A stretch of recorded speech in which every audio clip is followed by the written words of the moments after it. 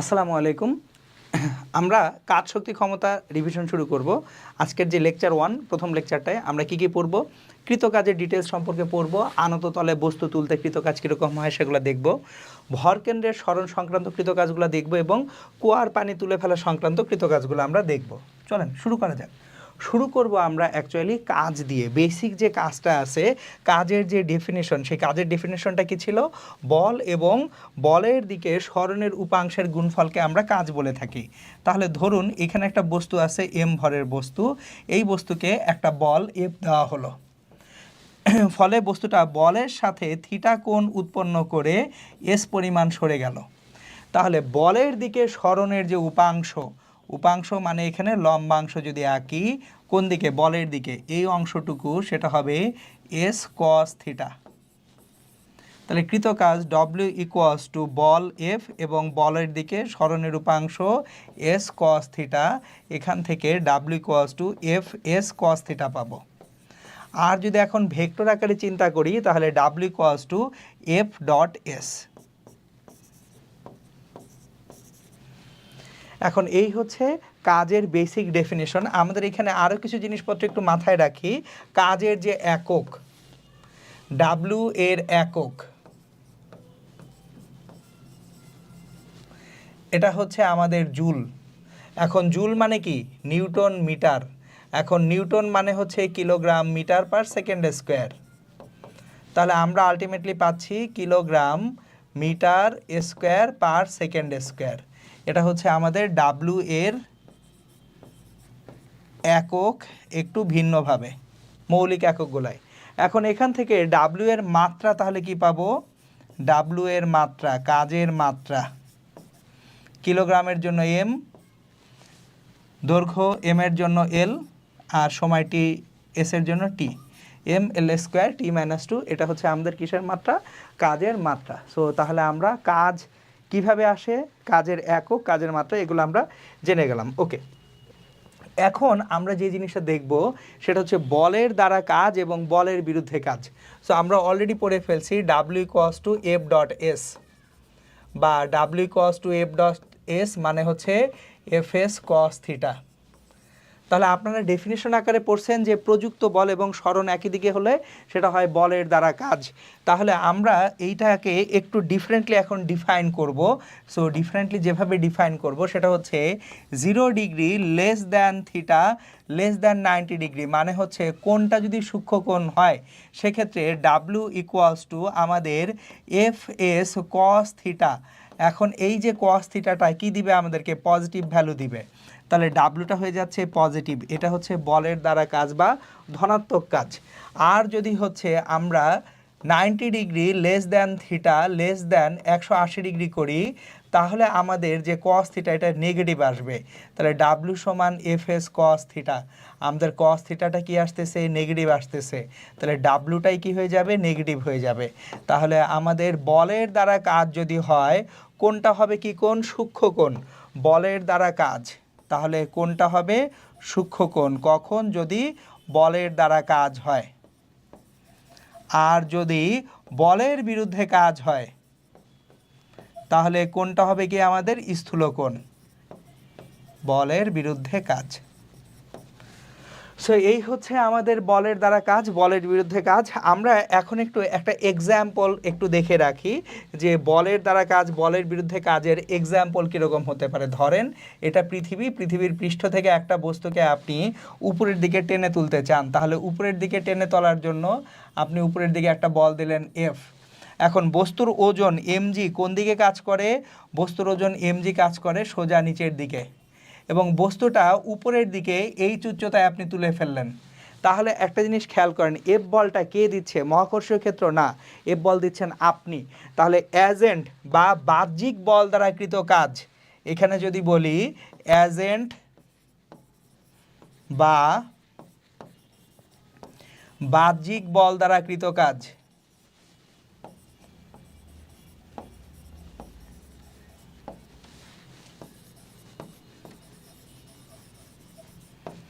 W equals to F into H cos 0 degree, তাহলে এটা ধনাত্মক প্লাস এফ এইচ। বলের দ্বারা কাজ বা ধনাত্মক কাজ। আর যদি আমরা এখানে মহাকর্ষীয় ক্ষেত্র দ্বারা কৃত কাজটা চিন্তা করি, মহাকর্ষীয় ক্ষেত্র দ্বারা বা মহাকর্ষীয় বল দ্বারা কৃত কাজ,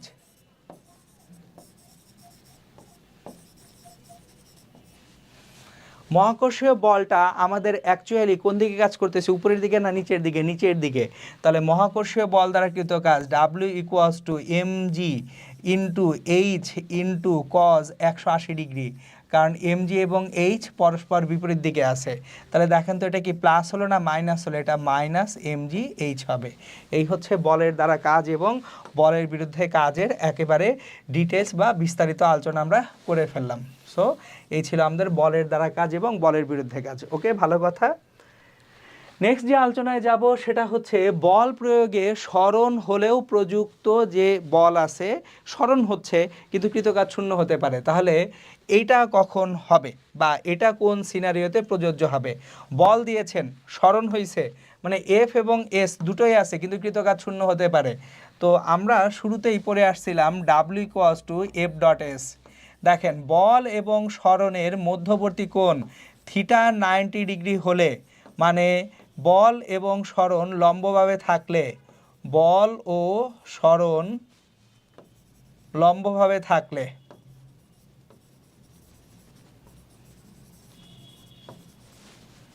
সেক্ষেত্রে আমাদের কৃতকাজ W = Fs cos 90 degree, cos 90 ডিগ্রির ভ্যালু 0, তাহলে কৃতকাজ ডাব্লুটা কত হয়ে যাবে? সিম্পলি 0 হয়ে যাবে। ওকে, তাহলে আমরা মাথায় রাখবো যখন প্রযুক্ত বল এবং স্মরণের মধ্যবর্তী যে কোণটা, এই কোণটা যদি 90 ডিগ্রি হয় তাহলে সবসময় কৃতকাজ কত হবে? 0 হবে। এখন একটা জিনিস আমরা মাথায় রাখবো, সেটা হচ্ছে কেন্দ্রমুখী বল দ্বারা কৃতকাজ সবসময় শূন্য হয়। সো এখানে আমি লিখে রাখতেছি, কেন্দ্রমুখী বল দ্বারা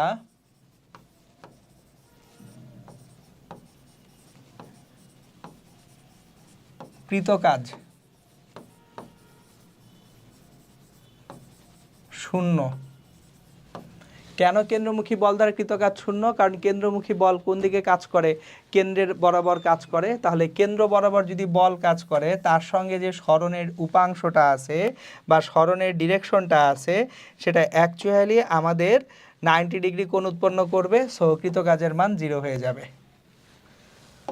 সো এখানে আমরা একটা বৃত্ত আঁকি। সো কেন্দ্রমুখী বলটা কাজ করে কোন দিকে? বৃত্তের কেন্দ্র বরাবর। কেন্দ্রমুখী বল কাজ করে বৃত্তের কেন্দ্র বরাবর, এটা FCP। এখন এই বিন্দুতে স্মরণের অভিমুখ যদি এইটা হয়, তাহলে FCP এবং S এই দুইটার মধ্যবর্তী কোণ কত ডিগ্রি হয়ে যাচ্ছে? 90 ডিগ্রি হয়ে যাচ্ছে। এইখানে অ্যাঙ্গেলটা 90 ডিগ্রি হয়ে গেলে কৃতকাজটা কত হয়ে যাবে? W ফর কেন্দ্রমুখী বল, CP = 0। কেন্দ্রমুখী বল দ্বারা কৃতকাজ সবসময় কি হয়? শূন্য হয়। ওকে, ভালো কথা। এখন চলেন আমরা একটা কাজ করি, সেটা হচ্ছে একটা বোর্ড প্রশ্ন দেখব। একটি কণার উপর F vector 5i cap minus 3j cap minus 6k cap newton বল প্রয়োগ করায় কণাটি একটা বিন্দু P সমান -6 7 -1, এই যে বিন্দুটা আছে -6 7 -1 বিন্দু থেকে Q -3 8 এবং 4 বিন্দুতে স্থানান্তরিত হলো। প্রথম কোশ্চেন, উদ্দীপকের কণাটির স্মরণ নির্ণয় করো। তাহলে এটা কিন্তু ভেক্টরের অবস্থান ভেক্টরের ম্যাথ হয়ে গেছে। তারপরও আমরা আবার করি, একটু রিভিশন হয়ে যাক। গ, স্মরণ ভেক্টর, স্মরণ ভেক্টরটা হচ্ছে P বিন্দু থেকে Q বিন্দুতে গিয়েছে বস্তুটা, তাহলে PQ ভেক্টর সমান কত হবে? OQ vector minus OP vector. PQ ভেক্টরটা হচ্ছে OQ vector minus OP vector. এখন OQ ভেক্টর Q বিন্দুর অবস্থান দেখেন -3, তাহলে -3i ক্যাপ, তারপর -8 -8j ক্যাপ, এরপর আছে 4 +4k ক্যাপ। এখান থেকে আমরা বিয়োগ করব OP ভেক্টর, P বিন্দুর স্থানাঙ্ক -6, তাহলে -6i cap +7j cap -k cap. এখান থেকে আমরা যেটা পাবো -3i ক্যাপ মাইনাসে মাইনাসে ওখানে +6i ক্যাপ -8j ক্যাপ, এই -7j ক্যাপ +4k ক্যাপ এবং মাইনাসে মাইনাসে প্লাস কে ক্যাপ। সুতরাং আলটিমেটলি আমরা তাহলে যে ভেক্টরটা পাবো 3i cap minus 15j cap plus 5k cap. তাহলে এটা হচ্ছে আমাদের অবস্থান ভেক্টর বা অবস্থান ভেক্টর থেকে সরণ ভেক্টরটা। তাহলে সরণের যে মান, সরণ P Q equals to root over 3a square plus minus 15a square plus 5a square. তাহলে 9, 25, 24 আর হচ্ছে এখানে 15 স্কোয়ার মানে 225, 225 প্লাস 9 আর 15 249, এটাকে রুট ওভার করলে 15.779 পাবো। আচ্ছা, 3a square 15, 9 plus 25 plus 15 15 225, so 259, এটাকে রুট ওভার যদি করি অ্যান্সারটা আসবে 16.09, 16.09 মিটার। এটা হচ্ছে আমাদের সরণ। অ্যান্সারগুলো একটু আপনারা রিচেক করবেন, ক্যালকুলেশনগুলো, কারণ আমি করার সময় তো জাস্ট করে যাচ্ছি। সো ক্যালকুলেশনগুলো আপনারা একটু সব সময় রিচেক করবেন। ওকে, এবার আসেন। ও আচ্ছা, আমাদের তো অ্যাকচুয়ালি যেটা হয়েছে ঘ নাম্বার করতে হবে। তাহলে আমরা যখন ঘ নাম্বার করতে যাব, এটাকে আমাদের এখন ঘ নাম্বার করতে হবে। ওকে, তাহলে চলেন এখান থেকে আমরা ঘ নাম্বার করি।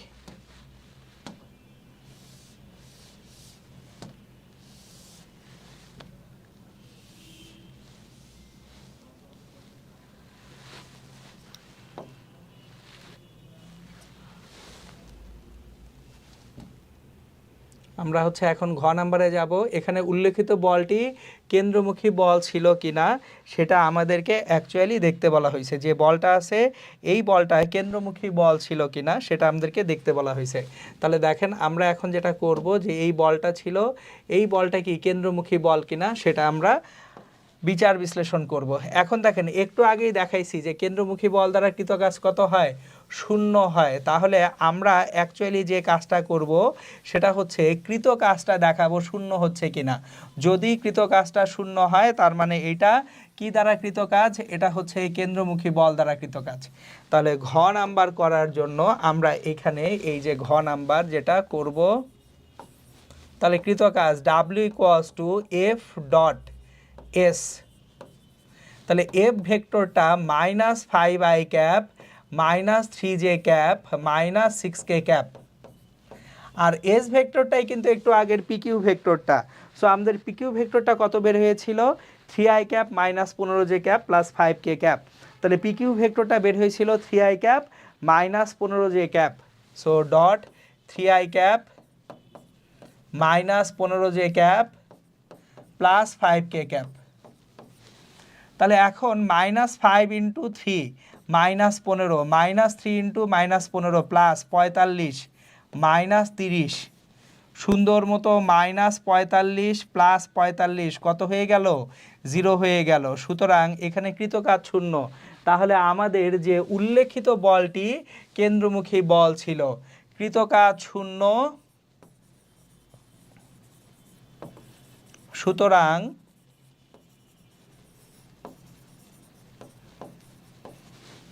এখানে উল্লেখিত বল, এখানে উল্লেখিত বলটি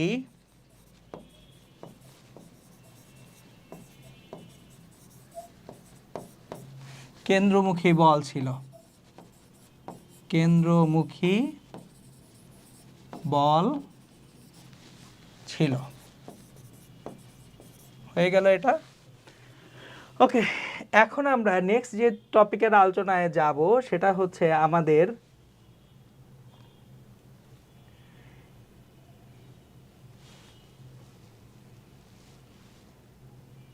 আমরা এখনকার যে টপিকের আলোচনাটা করব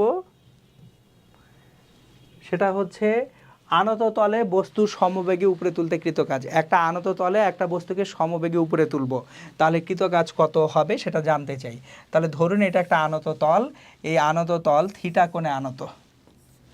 এই থিটা কোণে আনত একটা তলে একটা বস্তু, ধরুন এম ভরের একটা বস্তুকে, এখানে একটা এম ভরের বস্তুকে আমরা সমবেগে উপরে তুলব। তাহলে এম ভরের বস্তুর ওজন mg সোজা নিচের দিকে কাজ করে।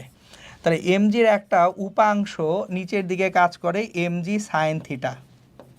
তাহলে এই আনত তলে আপনি ন্যূনতম যে বল F দিলে বস্তুটা সমবেগে উপরে উঠবে, সেই F equals to mg sine theta. এখন ধরেন বস্তুটাকে আপনি তুলে ফেলতেছেন এইখানে এ বিন্দু হতে বি বিন্দুতে, এটা এ থেকে বি বিন্দুতে উঠলো, এটা সি বিন্দু, এবং বিসি এর যে উচ্চতা, এই উচ্চতা হচ্ছে এইচ, বিসি এর উচ্চতা কত, এইচ। তাহলে এ থেকে বি বিন্দুতে সমবেগে বস্তুটাকে তোলা হয়েছে। এখন কৃতকাজ ডাব্লিউ ইকুয়ালস টু কত, ডাব্লিউ ইকুয়ালস টু বল এফ ইন্টু সরণ হচ্ছে এ বি। তাহলে এফ সমান mg sine theta into AB. এইবার একটা জিনিস খেয়াল করি, এ বি যে দৈর্ঘ্যটা আছে, এই এ বি দৈর্ঘ্যটা বের করতে চাই। তাহলে আমরা যদি এখানে ট্রায়াঙ্গেল এবিসির কথা চিন্তা করি, ট্রায়াঙ্গেল এবিসি হতে দেখেন আমাদের যে বিসি, এটা হচ্ছে লম্ব ডিভাইডেড বাই এবি অতিভুজ, লম্ব বাই অতিভুজ ইকুয়ালস টু কি সাইন থিটা। তাহলে আমাদের এখান থেকে যে এবিটা আসবে, এবি সমান হবে B C by sine theta, A B সমান বিসি বাই সাইন থিটা। কিন্তু বিসিটা তো হচ্ছে এইচ, তাহলে বিসি সমান H divided by sine theta. তাহলে আমরা এখানে যেটা পাবো, এই যে এবি সমান এইচ বাই সাইন থিটা লেখা যায় mg ইন্টু সাইন থিটা, আর এবি সমান হচ্ছে এইচ বাই সাইন থিটা। তাহলে সাইন থিটা কেটে দিলাম, ডাব্লিউ সমান mgh। তাহলে mgটা কি, বস্তুর ওজন, mg হচ্ছে বস্তুর ওজন, এই যে ওজন mg। আর ওয়াই অক্ষ বরাবর ভরকেন্দ্রের সরণ, কোন অক্ষে ভরকেন্দ্রের সরণ, এখানে ওয়াই অক্ষ বরাবর ভরকেন্দ্রের সরণ কত হয়েছে, এইচ। তাহলে সবসময় মাথায় রাখবো, একটা বস্তুকে আপনি আনত তলে তুললেও কৃতকাজ W equals to just Y অক্ষের উচ্চতা এবং ওজন দিয়ে গুণ করেন, পেয়ে যাবেন। ওকে, সো আমরা নেক্সট যেখানে যাব সেটা হচ্ছে পরিশ্রমকৃত কাজের সাথে সম্পর্কিত নয়। মানে আমাদের এইখানে একটা ভ্রান্ত ধারণা থাকে, সেটা হচ্ছে কাজ যত বেশি হবে পরিশ্রম তত বেশি হবে। জি না, পরিশ্রমের সাথে সম্পর্কিত বল, পরিশ্রমের সাথে কৃতকাজের সম্পর্ক নেই। আমি এক্সাম্পল দিয়ে বুঝিয়ে বলতেছি। ধরেন আমি সারাদিন একটা দেয়ালকে ধাক্কালাম, আমার কৃতকাজ তো জিরো, দেয়ালকে ধাক্কালে তো দেয়াল সরতেছে না, কৃতকাজ জিরো, কিন্তু আমার কি পরিশ্রম হচ্ছে না, হচ্ছে, কারণ আমি তো বল প্রয়োগ করেছি। সুতরাং যখনই বল প্রয়োগ করা হবে তখনই পরিশ্রম হবে। সুতরাং পরিশ্রম সবসময় বলের সাথে সম্পর্কিত। তাহলে এই যে দেখেন এখানে বলে দিয়েছি পরিশ্রম ভিন্ন হতে পারে প্রযুক্ত বলের ভিন্নতার কারণে। তাহলে পরিশ্রম বলের উপর নির্ভরশীল, পরিশ্রম বলের সাথে সম্পর্কিত।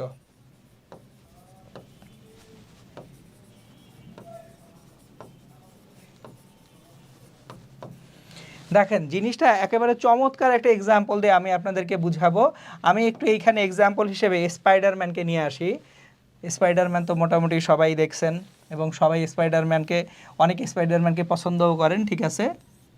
এই যে দেখেন এটা হচ্ছে আপনি, আপনি এই দিক বরাবর উপরে উঠবেন, এটা হচ্ছে থিটা, আপনার ভর হচ্ছে এম, আপনার ভর এম, আপনি উপরে উঠবেন, তাহলে আপনার প্রযুক্ত বল এফ ইকুয়ালস টু, এটা F1 equals to mg sine theta, আপনাকে বল দিতে হবে। খুবই ভালো কথা, আপনি বল দিলেন mg সাইন থিটা। এখন আপনার সমান ভরের স্পাইডারম্যান বা মাকড়সা মানব, সে অ্যাকচুয়ালি সে তো কাবিল ব্যক্তি, মাকড়সা মানবের সক্ষমতা বেশি, তার ভরও হচ্ছে এম, সমান ভরের। এবার সোজা উপরে উঠে যাবে। তাহলে এ যদি সোজা উপরে উঠতে চায় তাকে ন্যূনতম যে বলটা প্রয়োগ করতে হবে ঊর্ধ্বমুখী বল F2 ইকুয়ালস টু mg। তাহলে কোনটা বড়, F1 বড় না F2 বড়? অবশ্যই F2টা F1 এর তুলনায় বড়। এই কারণে ঢালু যত বেশি হবে, মানে আপনার এইখানে এই যে এইটা যত বেশি এইভাবে কাত হবে, যত বেশি আপনার উলম্বর দিকে যাবে ততই হচ্ছে F1টা আপনার বাড়তে থাকবে। তাহলে যে একেবারে দেয়াল বেয়ে বেয়ে উঠতেছে তাকে ওজনের সমান বল দিতে হচ্ছে, সুতরাং তার পরিশ্রম বেশি হচ্ছে। কিন্তু যে একটু হেলানো তলে যাচ্ছে তার পরিশ্রমটা কম হচ্ছে। সুতরাং এইখানে F2 greater than F1, F2 greater than F1, তাহলে পরিশ্রম কার বেশি হবে? এই যে F2 যে প্রয়োগ করতেছে ওই নীল রঙের মাকড়সা মানব বা স্পাইডারম্যানের পরিশ্রম বেশি হবে কার? হলুদ রঙের F1 সমান mg sin থিটার তুলনায়। সো তাহলে মাথায় রাখবো পরিশ্রমটা কখনোই কৃতকাজের সাথে সম্পর্কিত নয়। পরিশ্রমটা কার সাথে সম্পর্কিত? পরিশ্রম বলের সাথে সম্পর্কিত। ওকে, এখন এখানে আরেকটা ইন্টারেস্টিং টপিক, শূন্যে অনুভূমিক বরাবর কোনো বস্তুকে সরাতে কৃতকাজ শূন্য।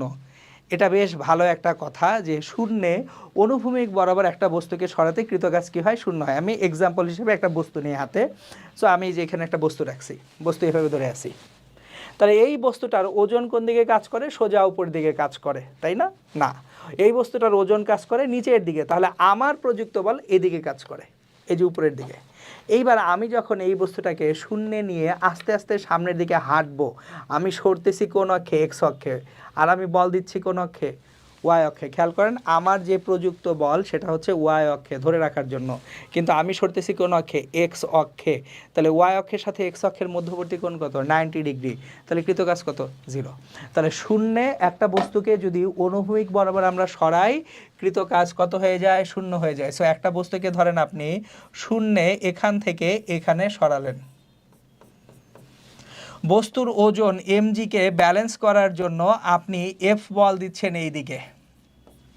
তাহলে সমবেগে এখান থেকে এখানে যদি আপনি সরান, সেক্ষেত্রে আপনার কৃতকাজ W = 0 হয়ে যাবে, কারণ বল এবং সরণের মধ্যবর্তী কোণ হয়ে গেছে 90 ডিগ্রি। তাহলে দেখেন এখানে একটা কোশ্চেন করতে পারেন, তাহলে কষ্ট কেন লাগে? আমি মাথায় একটা ভারী বস্তু রেখে সোজা হেঁটে যাচ্ছি, ফিজিক্স বলতেছে কৃতকাজ শূন্য, কিন্তু কৃতকাজ শূন্য হলেও ব্যয়িত শক্তি থাকতে পারে। কীরকম? আমি যে মাথায় বস্তুটাকে ধরে রাখছি তার অভিকর্ষজ বিভব শক্তি অ্যাকচুয়ালি আমাকে ধরে রাখতে হচ্ছে। তাহলে কৃতকাজ শূন্য হলেও, কৃতকাজ শূন্য হলেও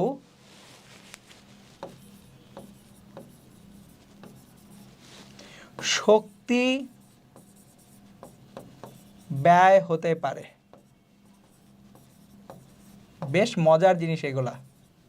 দেখেন ধরেন আপনি একটা দেয়ালকে ধাক্কা দিচ্ছেন, সো দেয়ালকে ধাক্কা দিলে আপনার বল আছে, কৃতকাজ কি? শূন্য, আপনি কিন্তু শক্তি ব্যয় হচ্ছে।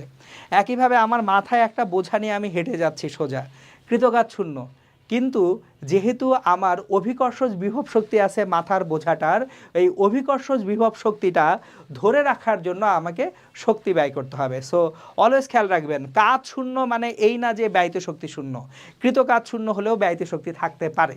ওকে, চলেন আমরা এখন তাহলে শূন্য অনুভূমিক বরাবর একটা বস্তুকে সরাতে কৃতকাজ শূন্য পেয়ে গেছি।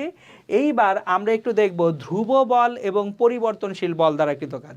সো ধ্রুব বল দ্বারা কৃতকাজ মানে কি? যে বলটা সবসময় ধ্রুব আছে সেটা হচ্ছে ধ্রুব বল দ্বারা কৃতকাজ। এক্সাম্পল, যে ধরেন অল্প উচ্চতায় একটা বস্তুকে যদি আমি মাটি থেকে উপরের দিকে সমবেগে টেনে তুলি, অল্প উচ্চতায় জি এর মানের পরিবর্তন খুবই কম হয়, তখন ওই বলটা হচ্ছে ধ্রুব বল। কিন্তু যদি অনেক উচ্চতায় বস্তুটাকে টেনে তুলি, যে ধরেন মাটি থেকে আপনি 100 কিলোমিটার উচ্চতায় একটা বস্তুকে টেনে তুলবেন, জি এর মানের পরিবর্তন হবে, তখন সেটা পরিবর্তনশীল বল। তাহলে যদি অল্প উচ্চতায় বস্তুকে টেনে তুলি ধ্রুব বল, অনেক উচ্চতায় বস্তুকে টেনে তুললে পরিবর্তনশীল বল। আবার স্প্রিং জনিত যত বল আছে সবই পরিবর্তনশীল বল। এখন নর্মালি ধ্রুব বল দ্বারা কৃতকাজ যদি হয় W = Fs cos থিটাতে কাজ হয়ে যায়, কিন্তু যদি পরিবর্তনশীল বল হয় তখন W অ্যাকচুয়ালি ইন্টিগ্রেশন করতে হবে F.ds কে। তাহলে এইখানে ইন্টিগ্রেশনের একটা আপার লিমিট লোয়ার লিমিট যদি জানা থাকে, যে আমি তাকে S1 অবস্থান থেকে S2 অবস্থানে সরালাম, তাহলে W সমান ইন্টিগ্রেশন অফ F.ds S1 থেকে S2, আমরা এখানে পরিবর্তনশীল বল দ্বারা কৃতকাজ পেয়ে যাব। এখন আমাদের অ্যাকচুয়ালি বোর্ড পরীক্ষায় ইন্টিগ্রেশন দিয়ে ম্যাথ করতে হবে না, আমরা শুধু মাথায় রাখি স্প্রিং বল দ্বারা কৃতকাজ, স্প্রিং বল দ্বারা কৃতকাজ। ডাব্লিউ সমান হাফ কে এক্স স্কোয়ার, এখানে কেটা হচ্ছে স্প্রিংয়ের বল ধ্রুবক, যার একক হচ্ছে নিউটন পার মিটার। এবং আমরা এটাও মাথায় রাখি এফ সমান কে এক্স। সো এটাই হচ্ছে আমাদের স্প্রিং বল দ্বারা বা পরিবর্তনশীল বল দ্বারা কৃতকাজ। আমরা এখন যে কাজটা করব সেটা হচ্ছে একটা ম্যাথ দেখে ফেলি। একটি স্প্রিংয়ের উপরে 10 নিউটন বল প্রয়োগ করে এটি 4 সেন্টিমিটার প্রসারিত হয়। ওকে, ভালো কথা, 10 নিউটন বল প্রয়োগ করেছি, এফ সমান 10 নিউটন, তার প্রসারণ এক্স হয়েছে কতটুকু, 4 সেন্টিমিটার, মানে 0.04 মিটার। তাহলে স্প্রিংটির স্প্রিং ধ্রুবক নির্ণয় করতে বলা হয়েছে। সুতরাং গ নম্বরে যেটা বলা হয়েছে সেটা হচ্ছে স্প্রিং ধ্রুবক কে কত। তাহলে যদি স্প্রিং ধ্রুবকটাকে আমরা কে বলি, স্প্রিং ধ্রুবক কে হলে স্প্রিং ধ্রুবক কে হলে এফ সমান কে এক্স। তাহলে এফ হচ্ছে আমাদের এখানে 10 নিউটন, কে কত জানি না, এক্সটা 0.04। তাহলে কে ইকুয়ালস টু 10 ডিভাইডেড বাই 0.04, 1000/4 মানে হচ্ছে 250 নিউটন পার মিটার। তাহলে এখানে স্প্রিংটার বল ধ্রুবক 250 নিউটন পার মিটার। ওকে, ঘ নাম্বারে বলছে প্রথম দ্বিতীয় ক্ষেত্রে সমান প্রসারণের জন্য কাজের পরিমাণ সমান হবে কি, গাণিতিকভাবে ব্যাখ্যা করো। দেখেন এইখানে আমাদের যে প্রশ্নটা আছে এই প্রশ্নে একটু দেখি, স্প্রিংটিকে প্রথমে আমরা 6 সেন্টিমিটার, প্রথমে কয় সেন্টিমিটার, 6 সেন্টিমিটার, এবং পরবর্তীতে আরও 6 সেন্টিমিটার প্রসারিত করেছি। স্প্রিংটাকে প্রথমে প্রসারিত করেছি কয় সেন্টিমিটার, 6 সেন্টিমিটার, পরবর্তীতে আরও কতটুকু প্রসারিত করেছি, 6 সেন্টিমিটার। তাহলে শুরুতে যে প্রসারণটা x1 এটা ইকুয়ালস টু হচ্ছে 6 সেন্টিমিটার, মানে 0.06 মিটার। এইবার পরবর্তীতে আরও 6 সেন্টিমিটার প্রসারিত করেছেন, তার মানে x2 ইকুয়ালস টু 6 আর 6 12 সেন্টিমিটার, 12 সেন্টিমিটার মানে 0.12 মিটার। এখন তাহলে প্রথম স্টেজে কৃতকাজ W1 সমান হাফ কে x1 স্কোয়ার। তাহলে হাফ কে x1 স্কোয়ার যদি আমরা করি, কে এর মান হচ্ছে আমাদের এখানে বের হয়েছিল 250 আর x1টা হচ্ছে 0.06 হোল স্কোয়ার। তাহলে 0.5 ইন্টু 250 ইন্টু 0.06 স্কোয়ার, 0.45 জুল। তাহলে আমাদের 0.45 জুল হচ্ছে প্রথম 6 সেন্টিমিটার প্রসারণে শক্তি। এইবার আসি x2 0.12 মিটার। সবসময় মাথায় রাখবেন স্প্রিংয়ের জন্য W সমান হাফ কে এক্স স্কোয়ার, এটা একেবারে সাম্যাবস্থা থেকে মোট দূরত্ব হিসেবে কাজ করে। তাহলে W2 equals to half K2 x square, তাহলে half into 250 into 0.12 whole square,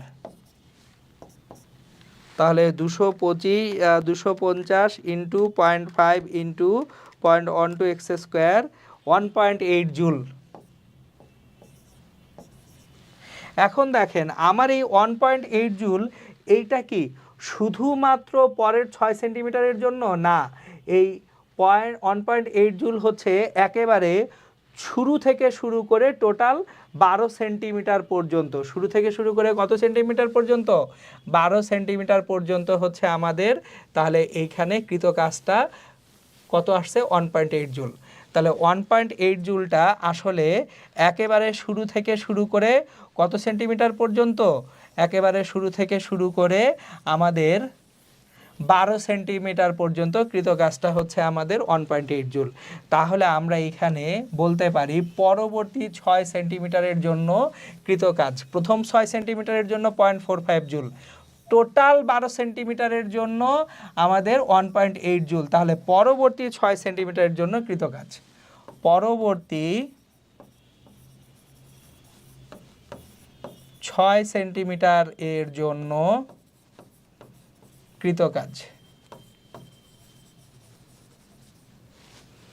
del W equals to W2 minus W1 1.8 minus 0.45, তাহলে 1.8 মাইনাস 0.45 1.35 জুল। তাহলে আমাদের অ্যাকচুয়ালি প্রথম ও দ্বিতীয়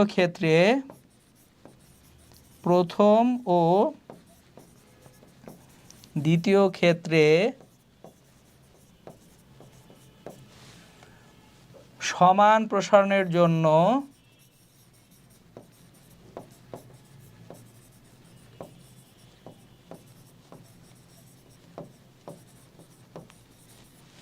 প্রথম ও দ্বিতীয় ক্ষেত্রে সমান প্রসারণের জন্য কাজের পরিমাণ সমান হবে না, কাজের পরিমাণ সমান হবে না।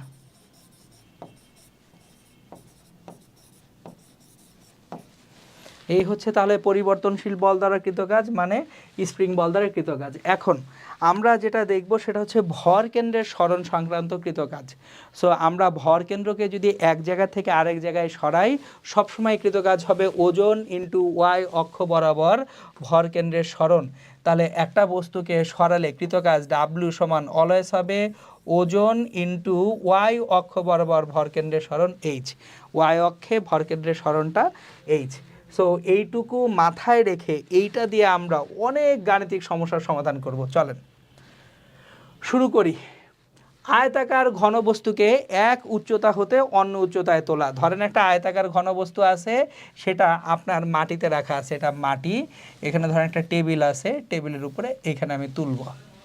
তাহলে আমি মাটি থেকে একটা বস্তুকে, একটা আয়তাকার ঘনবস্তু ধরেন মাটিতে রাখা আছে, এইভাবে রাখা ছিল, এটার যে পুরুত্ব এটা হচ্ছে টি, তাকে আমি এইচ উচ্চতার একটা টেবিলের উপরে রাখবো, টেবিলের উচ্চতা এইচ, তাহলে এখানেও কিন্তু পুরুত্বটা টি আছে। তাহলে দেখেন কৃত কাজ ডাব্লিউ সমান ওজন ইন্টু কোন অক্ষ বরাবর ভরকেন্দ্রের সরণ, ওয়াই অক্ষ বরাবর ভরকেন্দ্রের সরণ। তাহলে কৃত কাজ ডাব্লিউ ইকুয়ালস টু ওজন এমজি ইন্টু ওয়াই অক্ষ বরাবর ভরকেন্দ্রের সরণ। শুরুতে ভরকেন্দ্রটা ওয়াই অক্ষ বরাবর যে উচ্চতায় ছিল সেটা হচ্ছে T/2, শুরুতে যে উচ্চতায় ভরকেন্দ্র ছিল সেটা হচ্ছে T/2 উচ্চতায় ভরকেন্দ্র ছিল। এখন শেষে যে ভরকেন্দ্রটা কত উচ্চতায় আছে দেখেন, মাটি থেকে ভরকেন্দ্রটা কত উচ্চতায় উঠে গেছে, H প্লাস T/2 উচ্চতায়। তাহলে কৃত কাজ ডাব্লিউ ইকুয়ালস টু ওজন এমজি ইন্টু শেষ ভরকেন্দ্রের অবস্থান H প্লাস T/2, শেষ ভরকেন্দ্রের অবস্থান H প্লাস T/2, আর আদি ভরকেন্দ্র আছে কোথায়, T/2-তে, ওই যে দেখেন T/2 কাটাকাটি হয়ে যাচ্ছে, তাহলে এমজি ইন্টু এইচই থাকতেছে। এই জন্যই দেখেন কি বলছি, আয়তাকার ঘনবস্তুকে এক উচ্চতা হতে অন্য উচ্চতায় তুললে আপনার কৃত কাজটা ওজন ইন্টু যে উচ্চতায় তুলছেন সেটা, এই যে এইচ, ভরকেন্দ্রটা বস্তুটার মাঝেই যেহেতু কাজ করে, দুই ক্ষেত্রেই এটা নালিফাই হয়ে যাচ্ছে, তাহলে কৃত কাজ হচ্ছে ওজন ইন্টু যে উচ্চতায় তোলা হয়েছে, শেষ। ওকে, নেক্সট সিনারিতে যাই। লাঠি বা দণ্ডকে শোয়ানো অবস্থা হতে উলম্বতে রাখতে কৃত কাজ। সো একটা লাঠি বা দণ্ড, ধরেন এটা একটা লাঠি, এই লাঠিটার দৈর্ঘ্য হচ্ছে এল, এটা একটা বেশ সরু লাঠি, এল দৈর্ঘ্যের সরু লাঠি, ভর এম, তাহলে সরু লাঠি, ভর এম, দৈর্ঘ্য এল। তাহলে এটাকে যদি শোয়ানো অবস্থা থেকে আমরা উলম্ব করি, শোয়ানো অবস্থায় ভরকেন্দ্র ছিল মাটিতে, উলম্ব করলে ভরকেন্দ্র চলে যাচ্ছে কোথায়, ঠিক মাঝখানে, কত উচ্চতায়, ভরকেন্দ্র চলে যাচ্ছে H সমান L/2 উচ্চতায়। তাহলে কৃত কাজ ডাব্লিউ ইকুয়ালস টু ওজন এমজি ইন্টু আমাদের এইচ, আর এইচ সমান L/2, MG into L/2। So এটা হচ্ছে লাঠি বা দণ্ডকে শোয়ানো অবস্থা হতে উলম্ব করে রাখতে কৃত কাজ কত হবে। একটা ছোট্ট এক্সাম্পল দেখে ফেলি। ধরুন আপনার কাছে একটা লাঠি বা দণ্ড আছে। সো আমি কোশ্চেনটা যদি জেনারেট করি, সেটা হচ্ছে 10 কিলোগ্রাম ভরের 2 মিটার দৈর্ঘ্যের লাঠি উলম্ব করতে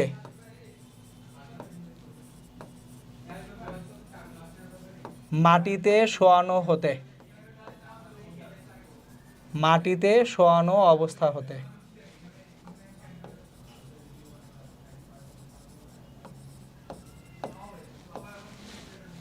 কৃতকাজ কত?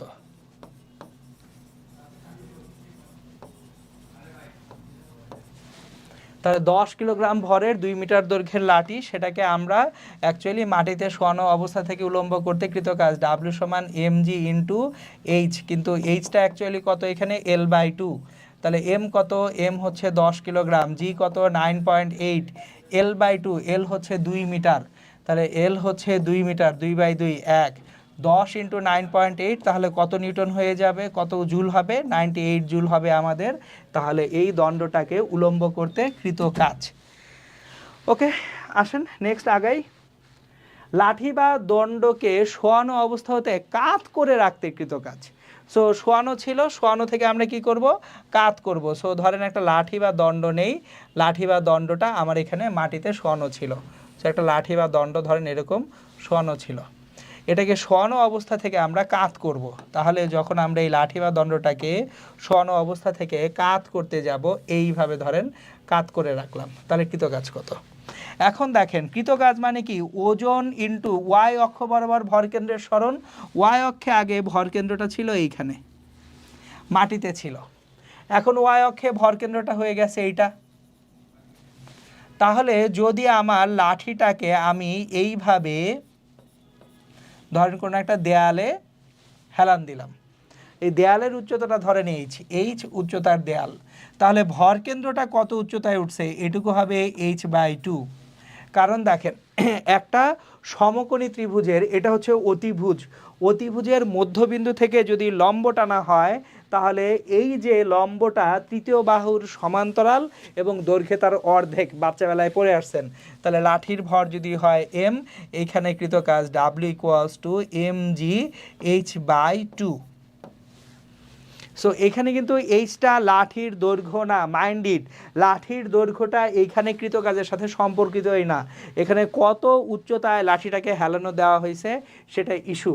তাহলে এখানে এইচ হচ্ছে দেয়ালের উচ্চতা, যে দেয়ালে লাঠিটাকে হেলানো দিবেন। ওকে, নেক্সট আসি আয়তাকার ঘনবস্তুকে শোয়ানো অবস্থা থেকে উলম্ব করা। একটু আগে যে টেবিলের উপরে তুলছিলাম, আয়তাকার ঘনবস্তু যেভাবে ছিল সেভাবেই তুলে ফেলছি। এখন হচ্ছে তাকে শোয়ানো অবস্থা থেকে উলম্ব করব। এই উলম্ব দুইভাবে করা যায়। এক, দৈর্ঘ্য বরাবর উলম্ব করা,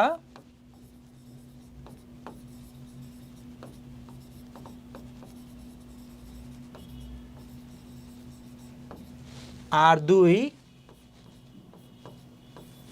প্রস্থ বরাবর উলম্ব করা।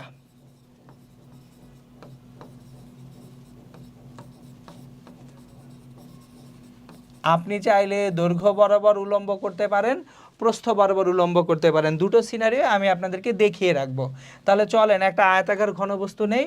ধরুন এখানে একটা আয়তাকার ঘনবস্তু আমি আঁকি। এটা আমাদের একটা আয়তাকার ঘনবস্তু, যার দৈর্ঘ্য হচ্ছে L, প্রস্থ হচ্ছে এখানে ব্রেডথ B, আর পুরুত্ব হচ্ছে T। ব্রেডথ, এটা হচ্ছে ব্রেডথ B এবং পুরুত্ব T। তাহলে ওয়াই অক্ষ বরাবর শুরুতে যে ভরকেন্দ্রটা আছে, সেই ভরকেন্দ্র আছে তার পুরুত্বের ঠিক মাঝখানে।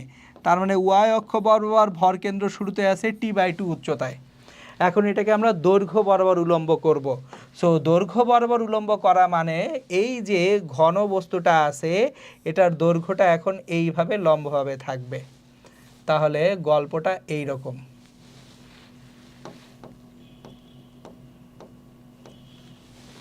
আমাদের গল্পটা এখন এরকম হবে, ঘন বস্তুটার দৈর্ঘ্য এভাবে উলম্বভাবে থাকবে,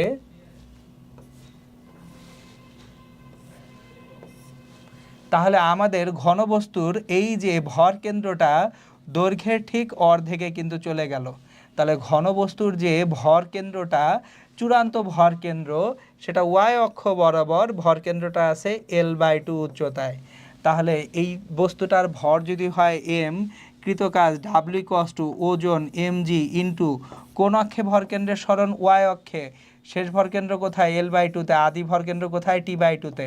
তাহলে এই যে ওজন ইন্টু ওয়াই অক্ষ বরাবর ভর কেন্দ্রের সরণ। আর যদি আমরা প্রস্থ বরাবর উলম্ব করি, তাহলে উলম্ব করে রাখবো বস্তুটাকে এইভাবে, প্রস্থটা এখন উলম্ব বরাবর থাকবে। তাহলে প্রস্থ যদি উলম্ব বরাবর থাকে, ভর কেন্দ্র থাকবে প্রস্থের ঠিক মাঝখানে।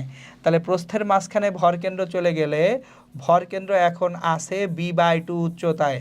কৃতকাজ W = ওজন mg ইন্টু শেষ ভর কেন্দ্র B/2 মাইনাস আদি ভর কেন্দ্র T/2। এইভাবে অ্যাকচুয়ালি আয়তাকার ঘনবস্তুকে যদি আমরা শোয়ানো অবস্থা থেকে উলম্ব করি, কৃতকাজ বের করতে পারি। এখন তো বোর্ড পরীক্ষায় উলম্ব না কাত করা দিয়ে দেয়। চলেন আমরা বোর্ড পরীক্ষার ম্যাথও করব, ওইখানে কাত করলে কি হয় সেটা দেখব। এইবার আমি আগে সিনারিওগুলো আপনাদের বলে নিচ্ছি, কারণ এই সিনারিওগুলো থেকে এই ম্যাথ আসবে।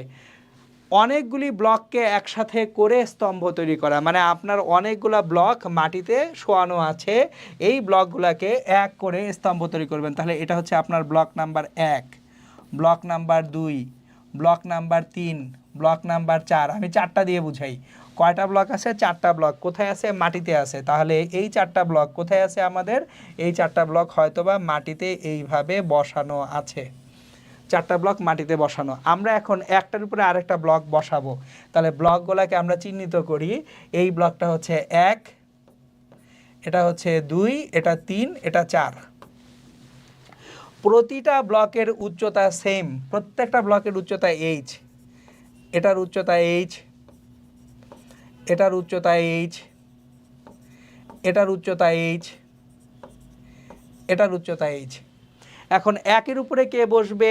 1-এর উপরে 2 বসবে। তাহলে চলেন একটা একটা করে বসাই। প্রথমে 1, 1-এর উপরে 2, 2-এর উপরে 3। আচ্ছা, এখানে একটু নিচে টেনে নামাইতে হবে জিনিসগুলাকে, না হলে হবে না। 4টা এখানে আটবে না। আমি একটু ডান পাশে চলে যাই। আমরা একটার উপরে আরেকটাকে যখন বসাবো, শুরুতে 1-এর উপরে কি বসবে? 1-এর উপরে 2 বসবে। তাহলে এইখানে আমরা বসাবো 1-এর উপরে 2 বসাই। প্রথমে 1 বসাই। দেখেন তো 1-এর ভর কেন্দ্র যেখানে আছে সেখানেই আছে। 1-এর ভর কেন্দ্রের কোনো পরিবর্তন হয় নাই, এটা 1। তাহলে 1-এর জন্য কৃত কাজ কত? 1-এর জন্য কৃত কাজ W = প্রত্যেকটা ভর সমান, প্রত্যেকটার ভর m করে, m m m m। তাহলে প্রথম যে বস্তু, এই 1-এর জন্য কৃত কাজটা W1 প্লাস 2-এর জন্য কৃত কাজটা W2, 3-এর জন্য কৃত কাজ W3, 4-এর জন্য কৃত কাজ কত? W4 লিখলাম। এখন 1-এর জন্য ওজন mg, ভর কেন্দ্রের কোনো সরণ হয়নি, 0। 1-এর ভর কেন্দ্র যেখানে ছিল সেখানেই রয়ে গেছে ওয়াই অক্ষে। 2-এর ভর কেন্দ্রটা 1-এর উপরে 2 উঠে গেছে। তাহলে আমাদের 2-এর যে ভর কেন্দ্রটা সেটা কিন্তু সরে গেছে। তাহলে 2-এর ভর কেন্দ্রের সরণ হয়েছে এখানে h। তাহলে 2-এর জন্য কৃত কাজ হবে ওজন mg ইন্টু h। 3-এর যে ভর কেন্দ্র আছে সেটা সরে যাবে 2h পরিমাণ। তাহলে 3-এর ভর কেন্দ্র সেটা সরে যাচ্ছে কত পরিমাণ? h প্লাস h, 2h পরিমাণ। তাহলে 3-এর জন্য ভর কেন্দ্রের সরণ mg ইন্টু 2h। এবার আসি 4-এর জন্য ভর কেন্দ্রের সরণ কত হবে?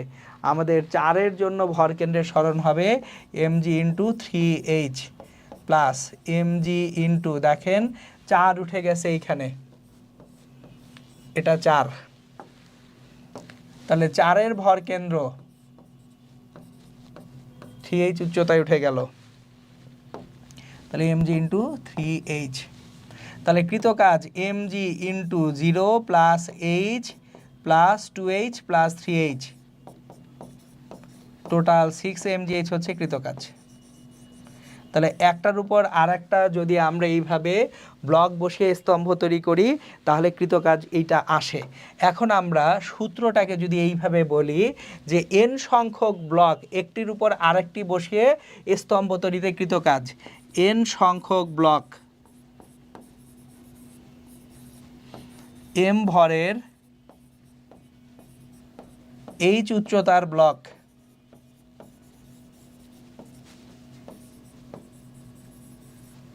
একটির উপর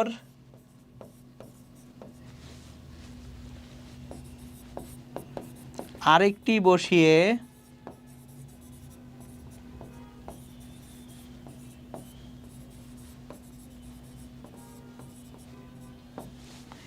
স্তম্ভ তৈরিতে কৃত কাজ।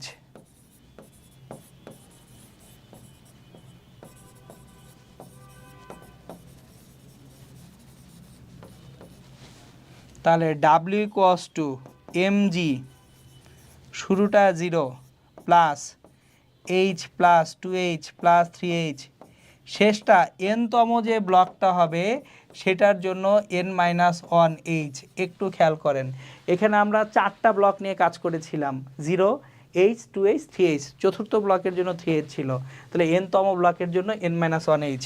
তাহলে mgh-টা যদি আমরা কমন নেই, কমন নিলে এইখানে 1 প্লাস 2 প্লাস 3 এইভাবে শেষ হবে, শেষ পদটা হচ্ছে n-1। তাহলে 1 থেকে n-1 পর্যন্ত যোগফল যদি আমরা করি n-1 ইন্টু n/2, এটা হচ্ছে আমাদের n সংখ্যক ব্লক একটার উপর আরেকটা তুলে স্তম্ভ তৈরিতে কৃত কাজ। একটু দেখেন, যদি 4 হয়, n এর ভ্যালু 4, 4 ইন্টু 3 12/2 6, 6 mgh কিন্তু আসে।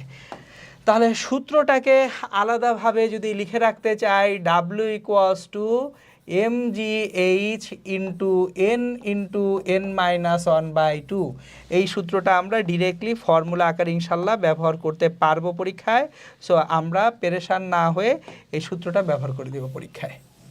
এই না, সূত্রটা রয়ে গেল। ওকে, তাহলে অনেকগুলি ব্লককে একটার উপর আরেকটা তুলে স্তম্ভ তৈরিতে কৃতকাজ হয়ে গেল। নেক্সট যে আলোচনা করব সেটা হচ্ছে আয়তাকার ঘনবস্তুকে শোয়ানো অবস্থা হতে কাত করে রাখতে কৃতকাজ। একটা আয়তাকার ঘনবস্তু শোয়ানো ছিল, শোয়ানো অবস্থা থেকে আমরা কাত করব। তাহলে শোয়ানো অবস্থায় যখন আসে ঘনবস্তুটা ধরেন এইভাবে শোয়ানো অবস্থায় আছে, তাহলে শোয়ানো অবস্থায় তার ভর কেন্দ্র ওয়াই অক্ষ বরাবর আছে পুরুত্বের মাঝখানে t/2। পুরুত্ব যদি হয় t, তাহলে ভর কেন্দ্র আছে t/2 এই অবস্থানে। এখন কাত করা মানে অ্যাকচুয়ালি কি? কাত করা মানে হচ্ছে, আমরা আগে একটু গ্রাউন্ড বা ভূমিটা আঁকি, এটা গ্রাউন্ড বা ভূমি। সো এই গ্রাউন্ড বা ভূমির সাথে বস্তুটাকে অ্যাকচুয়ালি আমরা কাত করে রাখতেছি, মানে হচ্ছে গল্পটা এই যে কাত করে রাখছি, হয়তো ওইদিকে কোনো একটা সাপোর্ট আছে, সাপোর্টের সঙ্গে আমরা কাত করে রাখতে পারি। তাহলে বস্তুটাকে হয়তোবা কোনো একটা সাপোর্ট এইদিকে দিয়ে সাপোর্টটার সাথে আমরা এটাকে কাত করে রেখে দিলাম, যে ধরেন এখানে কোনো একটা জায়গায় একটা সাপোর্ট আছে। তাহলে এখন ভরকেন্দ্রটা, নতুন ভরকেন্দ্র যেটা, মানে নতুন ভরকেন্দ্র না, বস্তুর ভরকেন্দ্র কত উচ্চতায় উঠে গেছে সেটা এখনকার আমাদের বিবেচনার বিষয়। তাহলে ভর কেন্দ্রটা কত উচ্চতায় উঠে গেছে, এইখানে এই যে উচ্চতাটুকু, এইটা আমাদের বের করতে হবে। তাহলে এইটা হচ্ছে আমাদের নতুন ভর কেন্দ্রের অবস্থান h। তাহলে কৃত কাজ ডাব্লিউ ইকুয়ালস টু, এটা যদি ভর হয় m, W equals two mg। ভরকেন্দ্র কই উঠে গেছে? h উচ্চতায়। ভরকেন্দ্র শুরুতে ছিল কত উচ্চতায়? t/2 উচ্চতায়।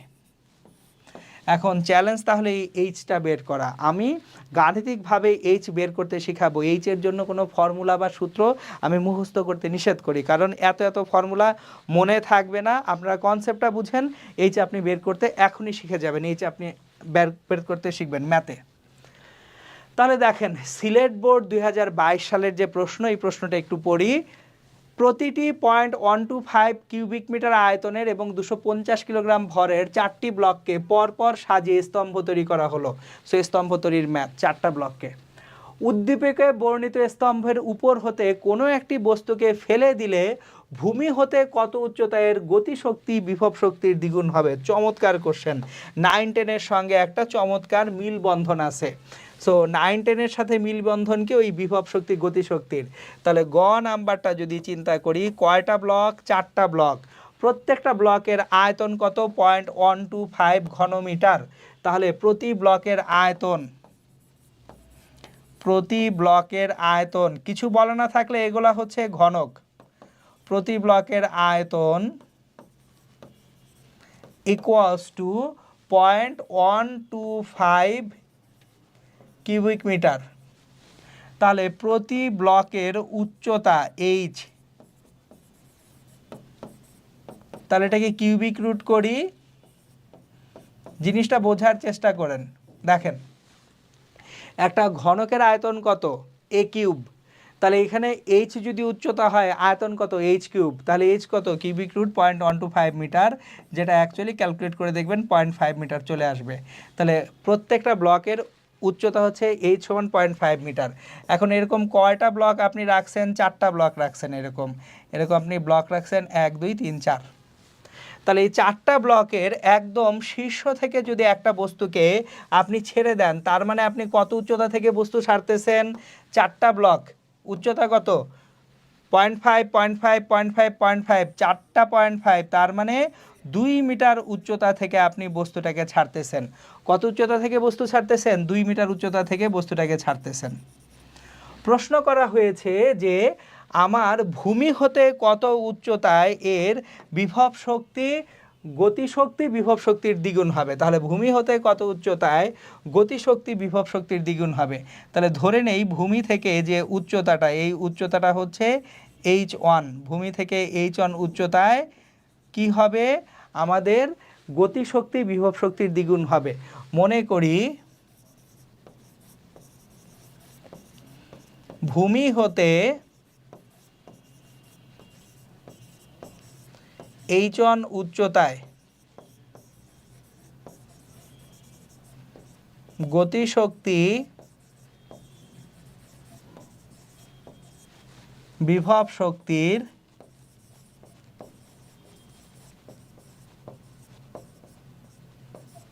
দ্বিগুণ হবে।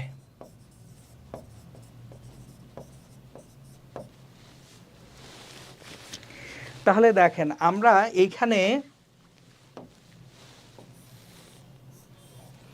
যখন চিন্তা ভাবনা করতেছি ভূমি থেকে কত উচ্চতায়, h1 উচ্চতায় গতিশক্তি বিভব শক্তির দ্বিগুণ হবে। এখন 2 মিটার উচ্চতায় মোট শক্তি, 2 মিটার উচ্চতায় মোট শক্তি, আমরা শক্তির সংরক্ষণশীলতা অ্যাপ্লাই করব,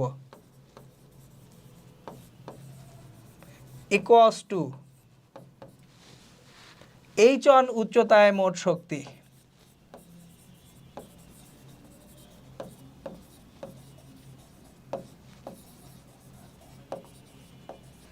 এখন একটা জিনিস খেয়াল করেন, 2 মিটার উচ্চতায় মোট শক্তি, আপনার বস্তুটার ভর, যে বস্তুটাকে আপনি ছেড়ে দিছেন, একটা বস্তুকে ফেলে দিলে বস্তুর ভর ধরলাম m, তাহলে 2 মিটার উচ্চতায় মোট শক্তি mg × 2। এখন h1 উচ্চতায় বস্তুটার দুইটা শক্তি আছে, বিভব শক্তি আর গতি শক্তি। তাহলে h1 উচ্চতায় তার বিভব শক্তি E potential energy at h1 উচ্চতা plus E kinetic energy at h1 উচ্চতা। সো EPH1 এটা বুঝাচ্ছে h1 উচ্চতায় তার বিভব শক্তি, আর Eকে h1 বুঝাচ্ছে h1 উচ্চতায় তার গতি শক্তি। এখন দেখেন এখানে বলেই রাখা হয়েছে ভূমি হতে কত উচ্চতায় এর গতিশক্তি বিভব শক্তির দ্বিগুণ হবে। তাহলে গতিশক্তি যদি বিভব শক্তির দ্বিগুণ হয়, এই যে Eকে h1 এটা হচ্ছে এইখানকার বিভব শক্তির দ্বিগুণ, তাহলে 2EPH1। তাহলে আমরা আলটিমেটলি যেটা লিখতে পারি mg × 2 equals to EPH1 plus 2EPH1। তাহলে এখান থেকে আমরা যেটা পাবো 2mg ইকুয়ালস টু 3mgH1। খেয়াল করেন ইপি সমান কি, পটেনশিয়াল এনার্জি mgh, তাহলে mgh মিলে 3mgh, তাহলে mg দুই পাশ থেকে কেটে দিলাম, তাহলে h1 equals to 2/3, h1 equals to 2/3 বা 0.667 মিটার। তার মানে ভূমি থেকে 0.667 মিটার উচ্চতায় আমাদের গতিশক্তি বিভব শক্তির সমান হবে। অনেকে এখানে বেগ বের করে করেন, করা যাবে, যাবে না তা না, কিন্তু আমার খুবই টায়ার্ড লাগে। কেন বেগ বের করবো, আমি তো শক্তি দিয়েই পারতেছি, সোজা জিনিস তেনা পেঁচাতে ভাল লাগে না। মানে এই ম্যাথটা অনেকে করেন যেটা যে মুক্তভাবে পড়তেছে v² = 2gh, করা যায়। আমি এইভাবে করতে বলি যে সব জায়গায় শক্তি সংরক্ষিত আছে। তাহলে 2 মিটার উচ্চতায় মোট শক্তি, যেটা পুরোপুরি বিভব শক্তি mg × 2, আর এইচ1 উচ্চতায় মোট শক্তি, তাহলে এইচ1 উচ্চতায় একটা বিভব শক্তি আছে আর এইচ1 উচ্চতায় একটা গতিশক্তি আছে, কিন্তু বলেই দিছে কত উচ্চতায় এর গতিশক্তি বিভব শক্তির দ্বিগুণ হবে, তাহলে গতিশক্তিটা বিভব শক্তির ডাবল, সেখান থেকে বিভব শক্তি mgh করলে এইচ এর মান চলে আসে, একদম সোজা, ইভেন দেখেন ক্যালকুলেটরে লাগলো না। ওকে, ঘ নাম্বার হচ্ছে স্তম্ভটিকে অনুভূমিকের সাথে 30 ডিগ্রি কোণে আনত রাখতে। এই যে দেখেন স্তম্ভ একটা ঘনবস্তু, এটাকে 30 ডিগ্রি কোণে আনত করব।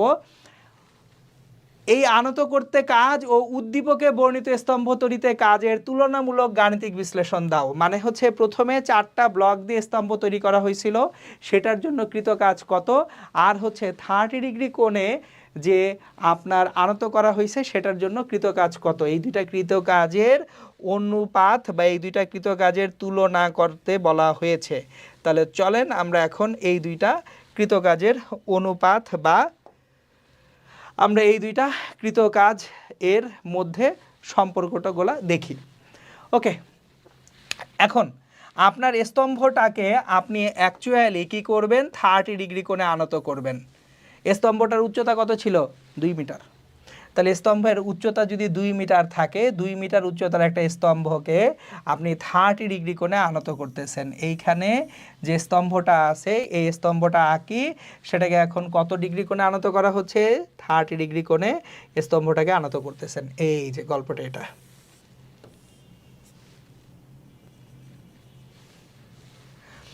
তাহলে এখন স্তম্ভটিকে অনুভূমিকের সাথে 30 ডিগ্রি কোণে আনত রাখতে কাজ ও উদ্দীপকে বর্ণিত স্তম্ভ তৈরিতে কাজের তুলনামূলক গাণিতিক বিশ্লেষণ দিতে বলা হয়েছে। তাহলে 30 ডিগ্রি কোণে যদি আনত করি, এটা হচ্ছে আমাদের 30 ডিগ্রি। এখন দেখি কি কি জিনিসপত্র আমাদের জানা আছে, যে সকল রাশি আমাদের জানা আছে সেগুলো আমরা একটু দেখি। এই যে স্তম্ভটা আছে, এই স্তম্ভের এইখানে যে দৈর্ঘ্য, এই দৈর্ঘ্যটা কিন্তু হচ্ছে আমাদের 2 মিটার, এটা 2 মিটার, 0.5 0.5 0.5 0.5। এইখানে যে তার পুরুত্ব, এটা হচ্ছে 0.5 মিটার, পুরুত্বটা হচ্ছে 0.5 মিটার।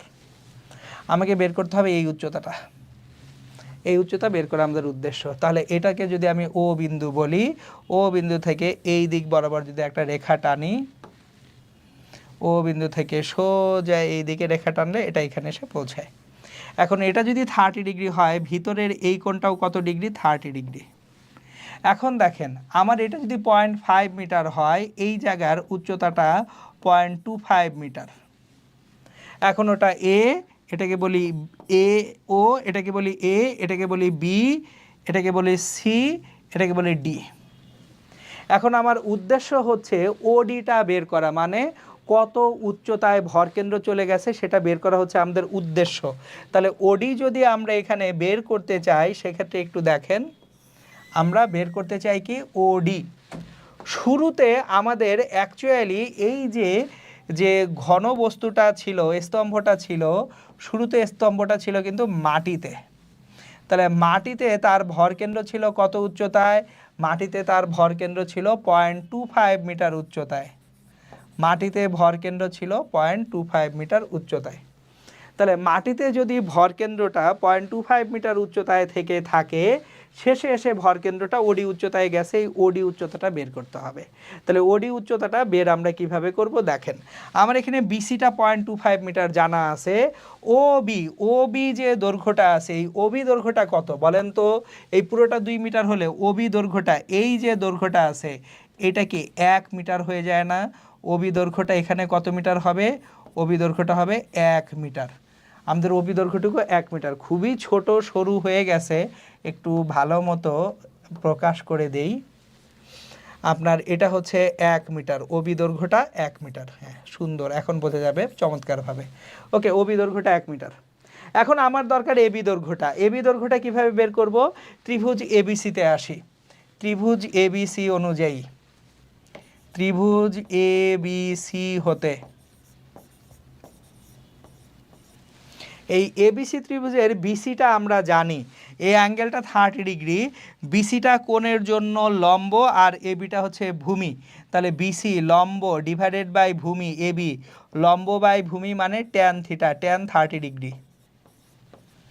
এখন বিসিটা কত, আমাদের বিসিটা 0.25 divided by A B equals to tan 30 degree মানে 1/√3।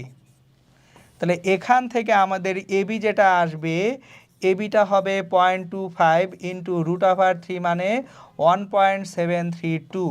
তাহলে এবি যে দৈর্ঘ্যটা আছে, এবি দৈর্ঘ্যটা পেয়ে গেছি। 0.25 ইন্টু 1.732, এটা দিবে আমাদের 0.433। তাহলে এবি দৈর্ঘ্য 0.433 মিটার। তাহলে এখন যদি আপনি এবি দৈর্ঘ্য পান, এ ও এই পুরো দৈর্ঘ্যটা কত 1 মিটার প্লাস এবি, তাহলে এ ও যে দৈর্ঘ্যটা আছে, এ ও দৈর্ঘ্যটা এটা equals to A B plus B O. দেখেন এ ও দৈর্ঘ্যটা এ বি প্লাস বিও, তাহলে 0.433 আর 1.433 মিটার। তাহলে এই এ থেকে ও পর্যন্ত দূরত্বটা 1.433 মিটার। এখন ত্রিভুজ এ ও ডি হতে এওডি ত্রিভুজ থেকে আমরা যেটা পাচ্ছি সেটা হচ্ছে, দেখেন এই এওডি ত্রিভুজের এও এটা হচ্ছে আমাদের অতিভুজ, কোণ তো 30 ডিগ্রি আছে, ওডিটা লম্ব, তাহলে লম্ব বাই অতিভুজ সমান সাইন থিটা। ওডি এটা হচ্ছে লম্ব, অতিভুজ ও এ ইকুয়ালস টু সাইন 30 ডিগ্রি, যেটার মান হচ্ছে হাফ। তাহলে ওডি দূরত্বটা বের করব, ওডি সমান ও এ, ওয়ে কত, ওয়েটা বের হয়েছে এই যে ওয়ে 1.433 ইন্টু সাইন 30 ডিগ্রির মান হাফ। তাহলে ওডি যে দৈর্ঘ্যটা আমরা পাবো সেটা হচ্ছে 1.433 ইন্টু হাফ, 1.433 ইন্টু 0.5, যেটা হবে 0.7165 মিটার। তাহলে দেখেন চূড়ান্ত ভরকেন্দ্র কত উচ্চতায় উঠে গেছে, 0.7165 মিটার উচ্চতায় উঠে গেছে। আদিতে ভরকেন্দ্র কত উচ্চতায় ছিল, 0.25 মিটার উচ্চতায় ছিল। তাহলে কৃত কাজটা কত হবে সেটা আমরা এখন বের করি। ওকে, চলেন তাহলে আমরা এখন কৃত কাজটা কত বের করে ফেলি। সো ডব্লিউ ইকুয়ালস টু কত সেটা যদি আমরা এখন বের করতে যাই, এখান থেকে ডব্লিউ ইকুয়ালস টু আমাদের এমজি ইন্টু শেষ ভরকেন্দ্র মাইনাস আদি ভরকেন্দ্র না। তাহলে এখানে চিত্রের ওই যে ডান পাশের অংশটুকু যদি আমরা দেখেই রাখি, ডব্লিউ ইকুয়ালস টু ওজন এমজি। এইখানে কিন্তু একটা ভুল হয়, ওজন কি একটা ব্লকের ওজন নাকি 4টা ব্লকের ওজন? 4টা ব্লক কিন্তু একসাথে দাঁড় করেছেন, তাহলে ওজন এখানে 4টা ব্লকের ওজন 4 mg। শেষ ভরকেন্দ্র কোথায়, 0.7165 মাইনাস আদি ভরকেন্দ্র কোথায়, 0.25 এত জুল। এটা একটা কমন মিস্টেক, সবাই এখানে 4 mgটা মাথায় রাখে না। আমাদের এখানে 4টা ব্লক আগে মাটিতে একসাথে জোড়া লাগায় কাজ করছেন, তাহলে 4টা ব্লক একসাথে জোড়া লাগালে ভর কয়জনের নিতে হবে, 4 জনের ভর নিতে হবে। সেই কারণে 4 mg। এম কত, 250 কেজি, এম হচ্ছে 250 কেজি, 4 ইন্টু 250 ইন্টু জি হচ্ছে 9.8, আর এখানে 0.7165 মাইনাস 0.25, তাহলে 0.7165 মাইনাস 0.25 এটা দিবে 0.4665। তাহলে আমাদের 1000 ইন্টু 9.8, 1000 ইন্টু 9.8 ইন্টু 0.4665 এটা দিবে 4571.7 জুল। এটা হচ্ছে যদি 30 ডিগ্রি কোণে কাজ করতে যাই সেক্ষেত্রে যে কৃতকাজ সেটা। এখন যদি আমরা একেবারে উলম্ব করে রাখতে চাই চারটাকে একসাথে কি করব, উলম্ব করব। চারটাকে একত্রে উলম্ব করতে কৃতকাজ কত সেটা আমরা একটু দেখব। তাহলে চারটাকে একসাথে যদি উলম্ব করতে যাই আমরা অ্যাকচুয়ালি কৃতকাজ ডাব্লিউ যেটা পাবো, একটু আগে ফর্মুলা পড়েছিলাম, ফর্মুলায় চলে যাই। দেখেন আমি আপনাদেরকে একটার উপর আর একটা স্তম্ভ মানে হচ্ছে ব্লক তুলে স্তম্ভ তৈরিতে কৃতকাজ কত দেখিয়েছিলাম, দেখেন তো এই যে বক্স করা আছে, W equals to mgh n into n minus 1/2। কয়টা ব্লক আছে এখানে, এখানে 4টা ব্লক আছে। তাহলে আমরা ফেরত যাই, আমরা এখন তাহলে ফেরত যাই যদি ম্যাথটায় W equals to mgh N into N minus 1/2, ওখানে তো এন অলরেডি আছে, তাহলে এম হবে একটারই ভর 250 কেজি, জি হচ্ছে 9.8, এইচ হচ্ছে 0.5, এন হচ্ছে কত 4, 4 ইন্টু 3 ডিভাইডেড বাই 2, তার মানে এখানে হচ্ছে 6 ইন্টু 250 ইন্টু 9.8 ইন্টু 0.5। সো এটাকে ডাব্লু প্রাইম বলি, দুইটা কাজ তো এক না। 250 ইন্টু 9.8 ইন্টু 0.5 ইন্টু 6, 7350 জুল। তাহলে অবশ্যই W prime is greater than W. তার মানে কাত করে রাখতে আপনার অত বেশি শক্তির ব্যয় হবে না, কিন্তু স্তম্ভটাকে সোজা করতে শক্তি বেশি ব্যয় হবে। সো এই ছিল তাহলে আমাদের ভরকেন্দ্রের সরণ সংক্রান্ত কৃতকাজের একটা বড় অংশের আলোচনা। ওকে, এখন আমরা যেটা করব আজকের লেকচারের শেষ অংশটায়, সেটা হচ্ছে কুয়া থেকে পানি তোলা সংক্রান্ত কৃতকাজের হিসাব নিকাশ করব। তো এইখানে আমি কিছু জিনিসপত্র একটু ডিফারেন্টলি বলি সবাইকে। আমি আসলে গড় সরণ দিয়ে ম্যাথগুলা করাই না, আমি করাই ভরকেন্দ্রের সরণ দিয়ে। সো একটু লেখাগুলা পড়ি, দেখেন। কুয়া হতে যখন পানি তুলতেছি, কৃতকাজ হচ্ছে তুলে ফেলা পানির ওজন ইন্টু ভরকেন্দ্রের সরণ। আমি যেটুকু পানি তুলতেছি তার ওজনকে ওই পানির ভরকেন্দ্রের সরণ দিয়ে গুণ করলে আমি কৃতকাজ পাবো। কিছু জিনিসপত্র মাথায় রাখতে হবে। ধরেন একটা কুয়া কোথাও আছে, এখানে একটা কুয়া আছে,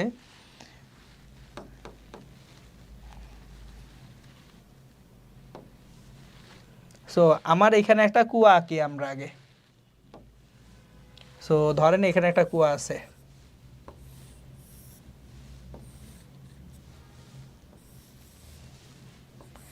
এটা একটা কুয়া। এই কুয়ার মধ্যে পানি আছে, কুয়ার মধ্যে পানি আছে, ধরেন কুয়ার মধ্যে পানি আছে।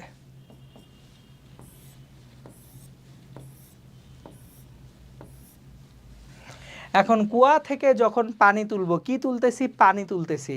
তাহলে যাকে তুলতেছি তার ভরকেন্দ্রের সরণ বিবেচনা করব, এক। 2 নাম্বার, পানি তো একটা তরল পদার্থ, এ কি কোথাও যে উচ্চতা তৈরি করে জমা হয়? জমা হয় না।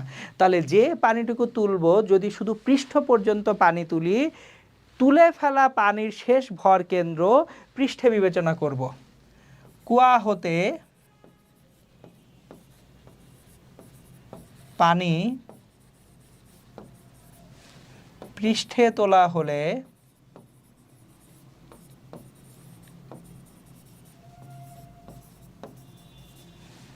তুলে ফেলা পানির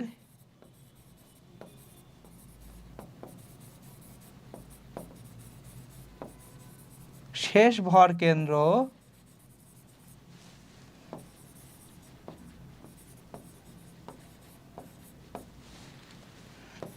কুয়ার পৃষ্ঠে বিবেচনা করা হয়।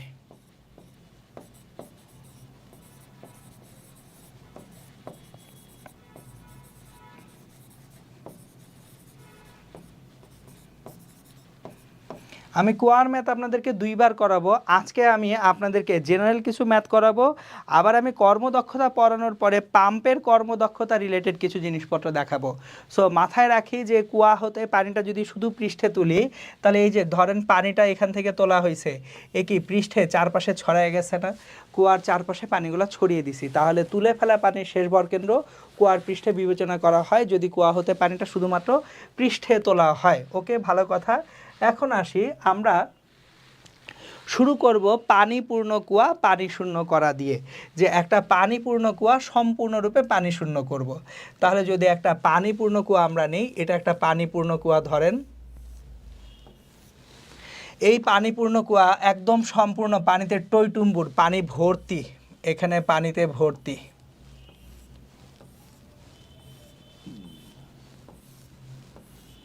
তাহলে কুয়াটা যদি পানিতে ভর্তি হয়ে থাকে, আমাদের একেবারে যে পানিটা আছে তার ভরকেন্দ্র আছে কোথায়? ঠিক মাঝখানে। ভরকেন্দ্র কোথায়? ঠিক মাঝখানে। এবার পানিটাকে আপনি সম্পূর্ণ পানি শূন্য যদি করেন, পানিটা উঠছে কোথায়? পৃষ্ঠে। তাহলে ভরকেন্দ্রের যে সরণ সেটা হচ্ছে কত? h/2। এইচ যদি হয় গভীরতা, ভরকেন্দ্রের সরণ h/2। দেখেন আবারও বলতেছি, এইখানে আপনারা গড় সরণ বিবেচনা করে অনেকে করেন, সেটা ঠিক আছে, কোনো সমস্যা নেই। আমি সবসময় বলার চেষ্টা করি যে যাকে তুলতেছি তার ভরকেন্দ্রের সরণ বিবেচনা করব। কাকে তুলতেছি? এই পানিটুকু। তাহলে এই পানির আদি ভরকেন্দ্র কোথায়? ঠিক মাঝখানে। সব পানি তুলে ফেলছি, পুরা পানিটা কোথায় চলে গেছে? পৃষ্ঠে চলে গেছে। আর একটা চিত্র আঁকি তাহলে বুঝতে সুবিধা হবে আপনাদের, যে এইটা হচ্ছে কুয়াটা এখন পানি শূন্য। তাহলে পানি শূন্য অবস্থায় পানিটা গেছে কই? পানি শূন্য অবস্থায় পানিটা কি কুয়ার পৃষ্ঠে চলে আসছে না? পানিগুলা পৃষ্ঠে এসে জমা হয়েছে না? আপনি কুয়া থেকে পানি তুলে চারপাশে ছড়াই দিছেন, তাহলে শেষ ভরকেন্দ্র কোথায়? শেষ ভরকেন্দ্র এইখানে। এটা হচ্ছে তুলে ফেলা পানির শেষ ভরকেন্দ্র।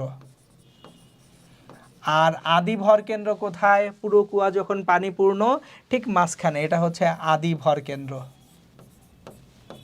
তাহলে ভরকেন্দ্রের সরণ h/2, কৃতকাজ w = এই কুয়ার পানির ভর যদি m হয়, ওজন mg ইন্টু y অক্ষ বরাবর ভরকেন্দ্রের সরণ h/2। সো এটাই আপনারাও পড়ে আসছেন যে যদি পানিপূর্ণ কুয়া সম্পূর্ণ পানি শূন্য করতে হয়, w কৃতকাজ = ওজন mg ইন্টু h/2। ওকে, এবার পানিপূর্ণ কুয়া অর্ধেক পানি শূন্য করা। তাহলে আপনার কাছে একটা পানিপূর্ণ কুয়া ছিল, ধরেন এটা একটা পানিপূর্ণ কুয়া, এটাকে আপনি অর্ধেক পানি শূন্য করবেন। তাহলে দেখেন একটা পানিপূর্ণ কুয়া যদি অর্ধেক পানি শূন্য করেন, এখানে একটা পানিপূর্ণ কুয়া আছে, এই কুয়ার গভীরতা হচ্ছে h, তাহলে ভরকেন্দ্র আছে আমাদের এইখানে ঠিক মাঝখানে h/2, এখানে আছে ভরকেন্দ্র। ঠিক আছে, এখন আমি পানি কি পুরোটা পানি তুলবো নাকি উপরের অর্ধেক পানি তুলবো? আমি তুলবো উপরের অর্ধেক পানি। তাহলে উপরের অর্ধেক পানির ভরকেন্দ্র আছে কই? আমি তুলবো এখন উপরের অর্ধেক পানি, এইটার ভরকেন্দ্র আছে তারও অর্ধেকে। তাহলে এখন এইটা যদি h/2 হয়, তারও অর্ধেক কত হবে? h/4। তাহলে আমি পানি তুলতেছি কিন্তু এই অংশটুকু, কোন অংশটুকু? উপরের অর্ধেক পানি তুলতেছি। তাহলে উপরের অর্ধেক পানি যদি তুলে ফেলি, পৃষ্ঠে পানিটা চলে আসবে, ভরকেন্দ্র ছিল পৃষ্ঠ থেকে h/4 গভীরতায়, ভরকেন্দ্রের সরণ h/4। এবং এখানে পানি কি পুরোটা তুলতেছি? না, অর্ধেক পানি তুলতেছি। তাহলে অর্ধেক পানির ভর কত হবে? m/2, অর্ধেক পানির ভর m/2। কৃতকাজ w = অর্ধেক পানি m/2 ইন্টু জি, ওজন ভরকেন্দ্রের সরণ কত হবে?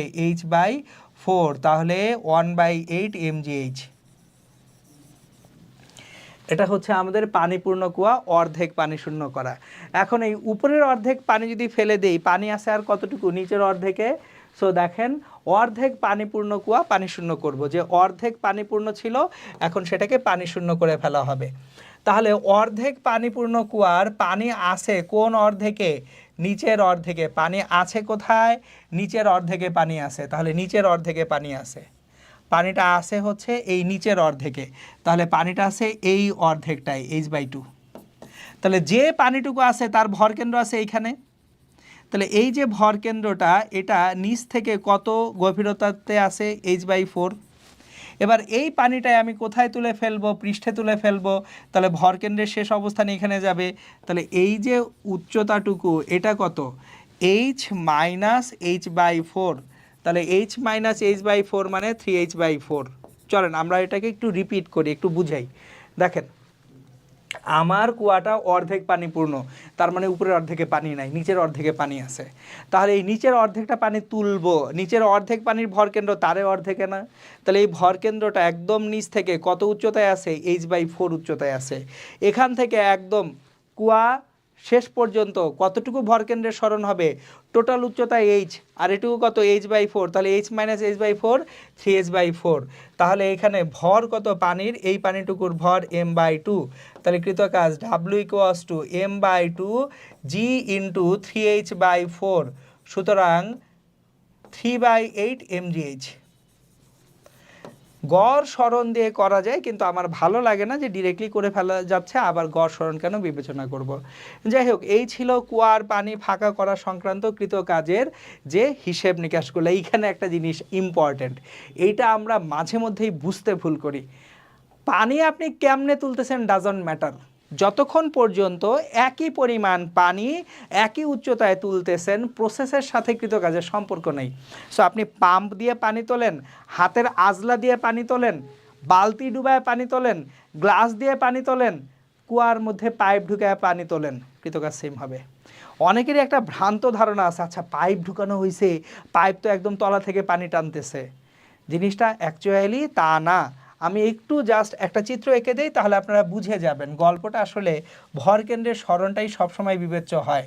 সো আপনি যখন এই কুয়া থেকে পানি তুলতেছেন, কুয়াতে ধরেন পানিটা আছে এই পর্যন্ত, কুয়াতে পানিটা আছে এই পর্যন্ত।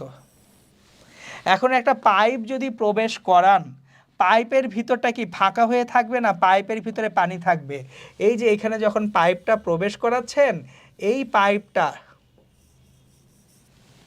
যাদের ভ্রান্ত ধারণা আছে এখান থেকে তো পানি ওঠে, জি নট।